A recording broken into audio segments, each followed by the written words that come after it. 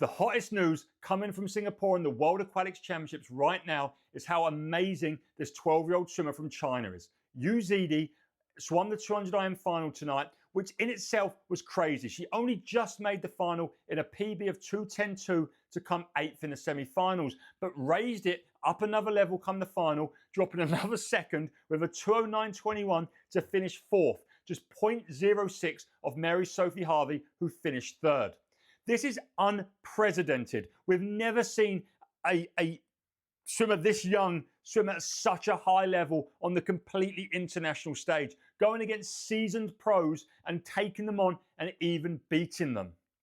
Let me know what you think about this absolutely flabbergasting moment tonight at the Singapore World Championships. And in today's video, I'm going to recap all the finals we just witnessed as day 2 has come to a close.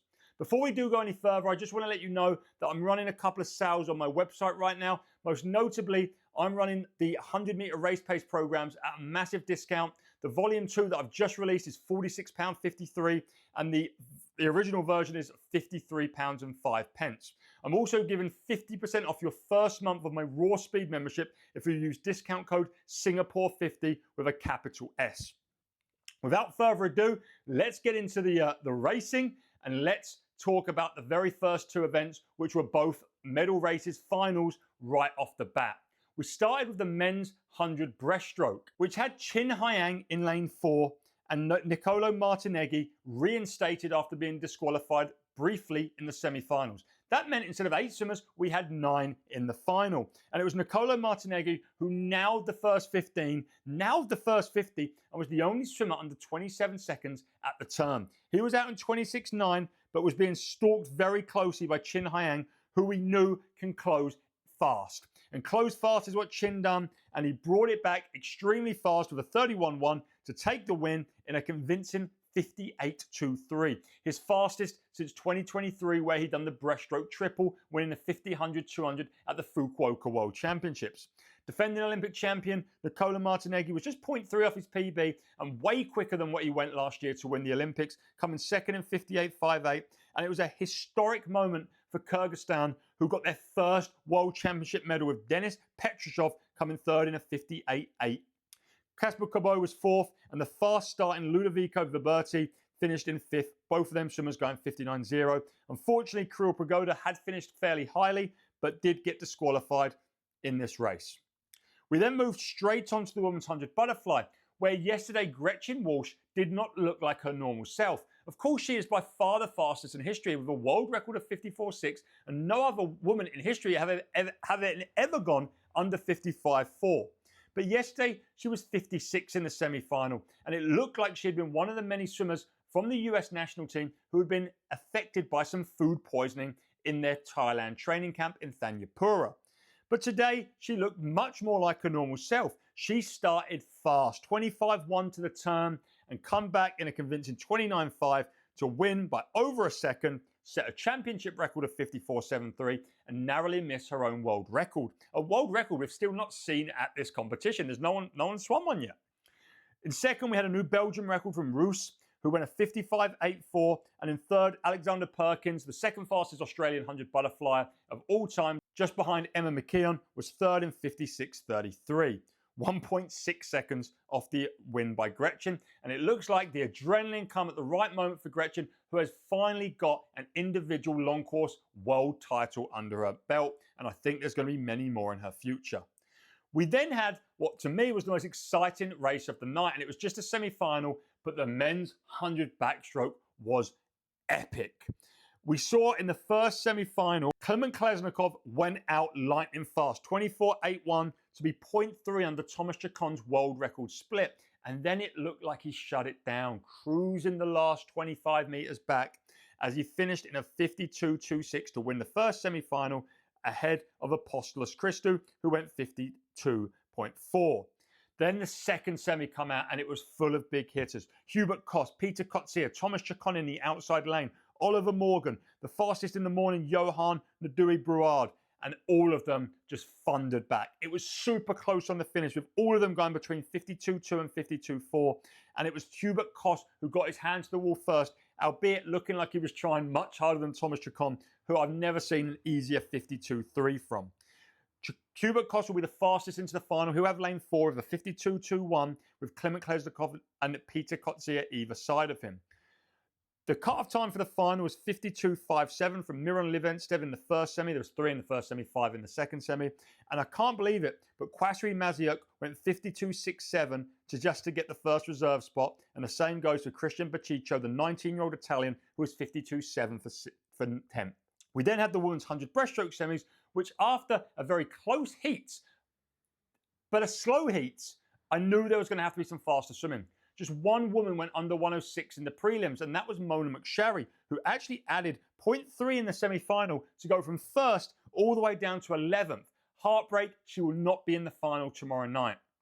The final obviously was going to be close. With so many close women in the heats, we knew, well, let's just put it this way.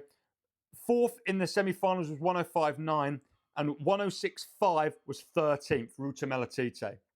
Kate Douglas looked the best by far, closing really powerfully in 34.8 to winning a new PB of 105.4. She'll be lane 4, but Anita Bottazzo of Italy had the best first 50 of 30.3, and as much as Kate crushed her at the turn, it looked like Anita was closing really hard. She went at 105.6 to be just off Benedetta Plato's Italian record. Tang from China had a great first 50, but really tied up with 15 to go. And Evgenia Chikhanova was the exact opposite in 4th, going really slowly on the first 50, but having the best last 50 of 34.5. That followed up by yet another thunderous race. I said the men's 100 back was my favourite race of the night. Then I just realised as we're going through these that we had the 50 fly men's next. And oh my God, Noé Ponte nailed the start. At 15, it looked like it was all his. At 25, he had an even bigger lead. At 35, he still had a convincing margin of room ahead of Maxime Grousset in second place, who had taken a breath about 30 metres. And somehow, Maxime went for a long, glidey finish with his hands almost touching, and Noé took the extra stroke. Not a bad finish by any means. It was a full stroke. And somehow, Maxime won by 0.03, a new French record of 22.48 ahead of Noé's 22.51, and also a PB and Swiss record. Somehow, after his 100 back semi, Chacon come back, still wet from swimming down, and got on the podium. A bronze medal in 22.67 ahead of a very close bunched 4th to 8th place, with Diogo Ribeiro going 22.77 for 4th and Ben Proud 22.79 for 5th. That was then followed up by the women's 100 backstroke semis, which was a much more conservative affair. Regan Smith beat Kaylee McEwen in the second semi-final, although Kaylee's first 15 metres was the best by far. They both probably wasn't going all out. I think they'll be faster tomorrow. Regan was 58.21. Kaylee was 58.44, so both of them slightly faster than the heats. Kat Burkhoff added from the morning with a 58.79, and Kylie Mash dropped. She's now going to be third going into the final. 58.66 for Kylie Mash, just to clarify. I think we're going to have a battle between Regan and Kaylee for first and second, and we're going to have another battle between Kylie and Kat for third and fourth. Taylor Ruck looks the best in about 5 years as well. She's 5th with 59.1, and there will be a swim-off that I've not actually seen the results of in the 100 back for 8th place. Then we had the men's 200 freestyle, which was some crazy stuff going on. The first heat had the much faster swimmers. In heat 1 or semi-final 1, Sung Woo went out really fast. Luke Hobson controlled it a lot more, and both of them went 144.8 for first and second. Third in that heat was a Polish swimmer called Camille, who was 145.0. They're the top 3 going into the final, because the second semi-final was a bit cat and mousey. David Popovich had a brilliant first 15 and then really slowed it down and controlled it. And the second 50, they all backed off massively. It looked like it was going to be Matt Richards, Lucas Henvo, and David Popovich in that second semi, all happily moving through. But David Popovich had a big kick, went 26.4 in the last 50 to make sure he qualified in 4th with a 145.02, but left a lot of the swimmers in his heat not making it back. Only 3 from the second semi-final made it back. That was Popovich and, no, just 2, sorry. Just 2, Popovich and the Japanese swimmer Tatsuya. And that meant that we saw the likes of Matt Richards, Lucas Henvo, Zhang from China all miss in the final. And it also meant that both Gabriel Jett and Jimmy Guy, who were 5th and 6th in the first semi, made it back. The cutoff was 145.60 from Gabriel Jett. And then we finished with the race. I started this video talking about the women's 200 IM. And there was kind of two questions being asked this race. One, would Summer McIntosh break her own world record? And two, would Yu Zidi, the 12-year-old, manage to get on the podium? The answer to both was sadly no. The start from Summer was extremely fast. She looked really good at 50 under world record split, and her backstroke was great. But on the breaststroke, Alex Walsh actually moved up almost next to her. Alex outsplit Summer on the breaststroke by an entire second, but Alex's freestyle then made a massive deficit. Summer won by 1.89 seconds, but she was basically a whole second, 0.99 off her own world record. She went a 206.69. Remember, the world record was 205.70. Alex Walsh comes second, 208.58. And Mary-Sophie Harvey hung on just about to a fast finishing Yu Zidi, who finished in 30.1 to be 0.06 off the Mary's 209.15.